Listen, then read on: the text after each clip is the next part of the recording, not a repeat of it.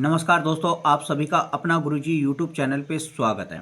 साथियों, आज का हमारा जो बिंदु है समास है। इससे पहले हमने संधि का बिंदु क्लियर करवा दिया है, लकार का बिंदु क्लियर करवा दिया है। दोस्तों, आप अपना गुरुजी यूट्यूब चैनल पे हमारे संधि के वीडियो, लकार के वीडियो ज़रूर देखें और आप हमें कमेंट के माध्यम से ज़रूर बताएं कि आपको कितना समझ में आया है। साथियों, जैसा कि आज हम बात करने वाले हैं समास के बिंदु के बारे में, तो इससे पहले आपको बता दें कि संधि का वीडियो आप ज़रूर देखना। बहुत ही आसान ट्रिक के साथ में हम संधि का वीडियो बता रखे हैं और लकार का जो वीडियो है वो भी एक आसान ट्रिक के साथ में आपको देखने को मिलेगा। अब आगे का जो हम बात करने वाले हैं समास के बिंदु के बारे में, तो समास के बिंदु के बारे में जैसे हम बात करने वाले हैं, तो समास की जैसे परिभाषा के बारे में बात करते हैं, तो समसनम समास, समसनम समास। तो इसका जैसे कि हम कह सकते हैं सनम समझा करो, सनम समझा करो। तो सनम को समझाने के लिए एक दो बातें नहीं, अनेक शब्दों का प्रयोग करते हैं। तो अनेक शब्दों को मिलाकर जोड़कर हम उसे कहते हैं, तो वो सब मिलाने के बाद में उसे समझाया जाता है। तो समझाना यानी समास कहलाता है, वो समझाना ही समास कहलाता है।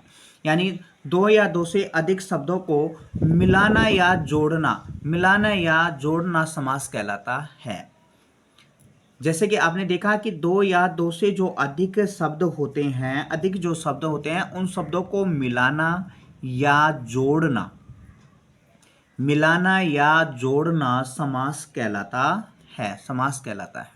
समास का दूसरी भाषा में हम कह सकते हैं संक्षिप्तीकरण करना। समास के दूसरी भाषा में कह सकते हैं इसका कि संक्षिप्तीकरण करना, यानी संक्षेप करना, शब्दों का, पदों का संक्षेप करना है। यानी अनेक पदों को एक पद बनाना, अनेक पदों को एक पद बनाना, वो समास कहलाता है। यानी अनेक जो पद होते हैं, उन अनेक जो शब्द होते हैं, उनको एक ही शब्द में बनाना वो समास होता है। समास में जैसे कि हम बात करते हैं वृत्तियां, वृत्तियां 5 होती हैं। समास में 5 वृत्तियां होती हैं: कृदंत वृत्ति, तद्धित घटित वृत्ति, समास वृत्ति, एक शेष वृत्ति और धातु वृत्ति। ये 5 वृत्तियां होती हैं साथियों समास में। अब जैसे कि हम बात करते हैं, जैसे उदाहरण देके हम बात करते हैं कि संक्षिप्त करना कैसे होता है। सीतायापति, सीतायापति ये अलग अलग पद हैं, अलग अलग शब्द हैं, तो इनको एक ही बनाना सीतापति, ये समास शब्द बन गया। अब देखो दोस्तों, हम बात करते हैं कि विग्रह पद क्या होते हैं और समस्त पद क्या होते हैं। तो विग्रह पद, तो जैसे दो समस्त पद का अलग अलग दो भागों में या अन्य भागों में विभक्त करना विग्रह पद कहलाता है। समस्त पद के टुकड़े करना, हम अपनी भाषा में कह सकते हैं कि समस्त पद के टुकड़े करना ही विग्रह पद कहलाता है। और विग्रह पद का समस्त पद क्या क्या होता है, यानी विग्रह पद हैं, अलग अलग जो टुकड़े हैं उनको एक पद में बनाना वो समस्त पद कहलाता है। आपको समझ में आएगा कि समस्त पद क्या होता है, विग्रह पद क्या होता है। ये काफ़ी बार एग्जाम में आता है कि दिए हुए समस्त पद का विग्रह पद बनाइए, दिए हुए समस्त पद का विग्रह पद बनाइए। तो समस्त पद तो ये हो गया ना सीतापति, तो इसका विग्रह करना है, तो विग्रह का मतलब हो गया अलग अलग करना, इसको अलग अलग भागों में विभाजित करना है। और ये विभाजित होता है कारक विभक्तियों के आधार पर, ये विभाजित होता है कारक विभक्तियों के आधार पर। तो जैसे सीता का पति, इसका हिंदी में विग्रह करेंगे तो सीता का पति, संस्कृत में हो गया सीताया पति, इसका विग्रह हो गया सीताया पति। अब जैसे कि काफी प्रश्न ऐसे भी आते हैं कि दिए हुए समास में विग्रह पद का समस्त पद बनाइए, विग्रह पद का समस्त पद बनाना। तो विग्रह पद ये है, यानी अलग अलग भाग हैं, तो इन अलग अलग भागों को एक ही पद में बनाना, एक ही शब्द में बनाना, वो समस्त पद कहलाता है। क्लियर है साथियों। आगे हम बात करते हैं समास के बारे में। जैसे कि समास कितने प्रकार के होते हैं, तो समास 5 प्रकार के होते हैं। समास कितने प्रकार के होते हैं, समास 5 प्रकार के होते हैं। अव्ययभाव समास, तत्पुरुष समास, बहुव्रीहि समास, द्वंद्व समास और केवल समास। अव्ययभाव, तत्पुरुष, बहुव्रीहि, द्वंद्व और केवल समास, ये 5 प्रकार के समास होते हैं। साथियों, तत्पुरुष समास के 2 भाग होते हैं, एक तो द्विगु और क्रमधारय समास तत्पुरुष समास के होते हैं। समानाधिकरण और व्याधिकरण तत्पुरुष समास होता है। अब हम प्रत्येक बिंदु के बारे में बात करने वाले हैं। समास के प्रत्येक बिंदु के बारे में हम आपसे बात करने वाले हैं। तो जैसे कि आज हम पहला बिंदु हमारा अव्ययभाव समास रहने वाला है। साथियों, आज का जो हमारा पहला बिंदु है अव्ययभाव समास रहने वाला है। अव्ययभाव समास की पहचान हम आपको बताने वाले हैं। अव्ययभाव समास की पहचान है, जैसे कि संस्कृत में हम बात करने वाले हैं, तो प्रायण पूर्व पदार्थ प्रधानो अव्ययभाव भावो द्वितीय, यानी हम इसकी पहचान बता रहे हैं कि पूर्व पद इसमें प्रधान रहता है, पूर्व पद इसमें प्रधान रहता है, वहीं अव्ययभाव समास होता है।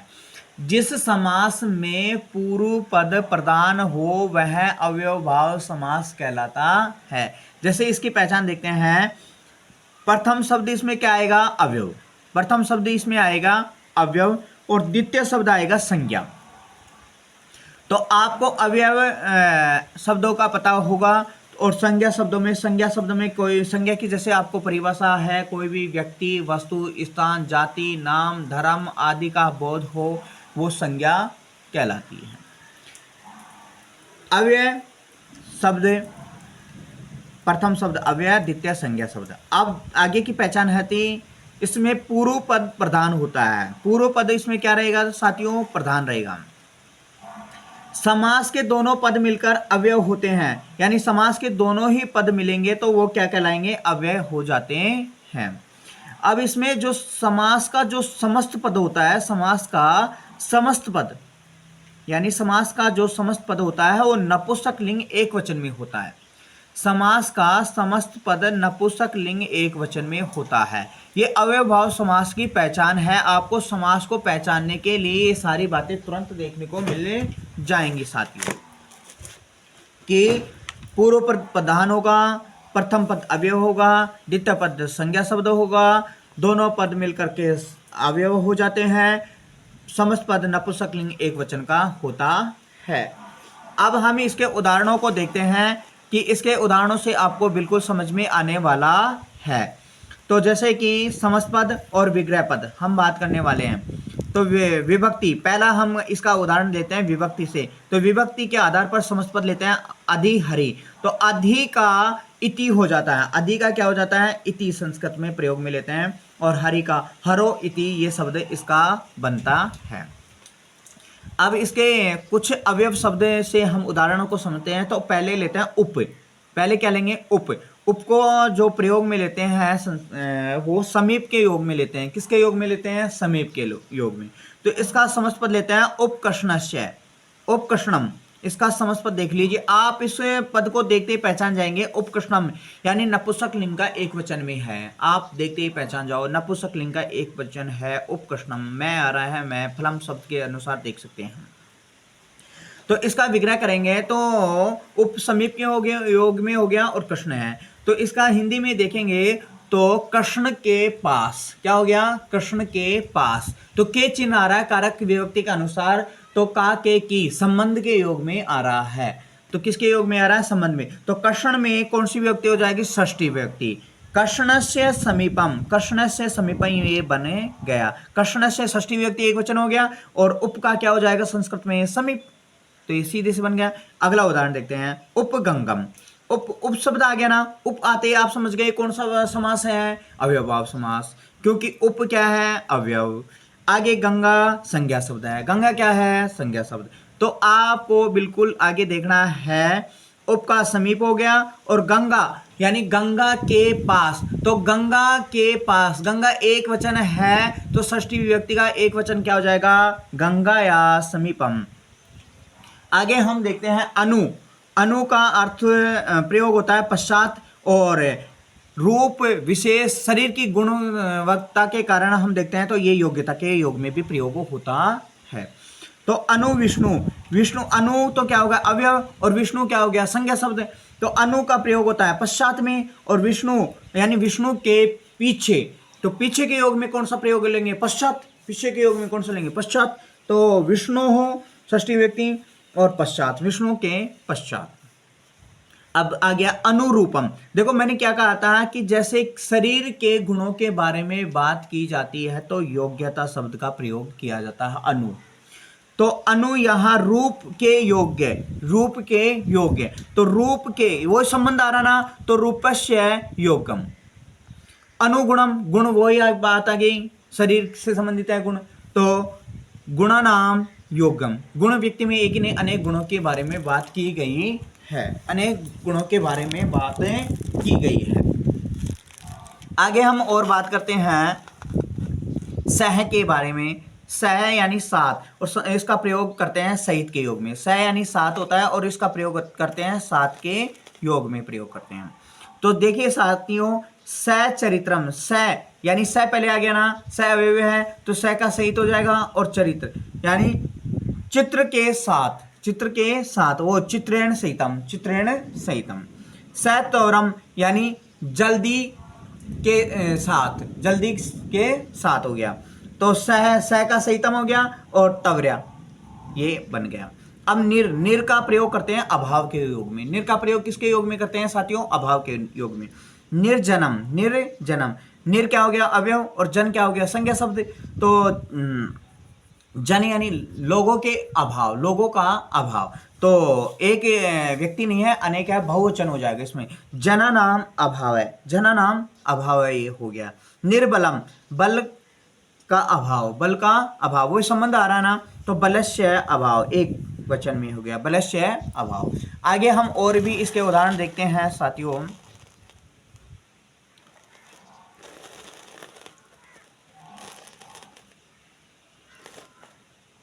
प्रति, प्रति के योग में जैसे देखते हैं प्रति, प्रति का होता है विप्सा, विप्सा यानी बार बार। संज्ञा शब्द इसमें दो बार लिखा जाता है। संज्ञा शब्द कितनी बार लिखा जाएगा? दो बार, और जो प्रति शब्द है वो एक बार लिखा जाएगा। जैसे प्रतिदिनम, प्रतिदिनम, प्रतिदिनम, तो दिन, प्रति तो क्या हो गया? अवयव, और दिन क्या हो गया? संज्ञा। तो संज्ञा शब्द कितनी बार लिखा जाएगा? दो बार, और जैसे दिनम, दिनम, प्रति, ये ऐसे कैसे हो जाएगा? प्रति नगरम, वही बात हो गई। संज्ञा शब्द कितनी बार लिखा गया? नगरम, नगरम, और प्रति अवयव शब्द ऐसे के हिस्से रहेगा। अब हम बात करते हैं यथा के बारे में। यथा शब्द अंतिक्रमण, या इसका प्रयोग करते हैं अंतिक्रमय के योग में, अंतिक्रमय के योग में। हिंदी में इसको बोलते हैं अनुसार। हिंदी में क्या बोलेंगे इसको? अनुसार बोलते हैं, हिंदी में इसको अनुसार बोलते हैं। यथा, यथा शब्द का अंतिक्रमय में प्रयोग करेंगे, और हिंदी में अनुसार के योग में इसका अर्थ होता है। जैसे कि इसके उदाहरण देखते हैं हम। यथा कालम, यथा कालम, तो यथा क्या हो गया? अवयव शब्द। यथा तो क्या हो गया साथियों? अवयव शब्द हो गया। और काल क्या हो गया? संज्ञा शब्द, काल संज्ञा शब्द हो गया। तो यथा, यथा तो अंतिक्रमय के योग में प्रयोग होगा, और काल यानी काल के अनुसार, किसके अनुसार?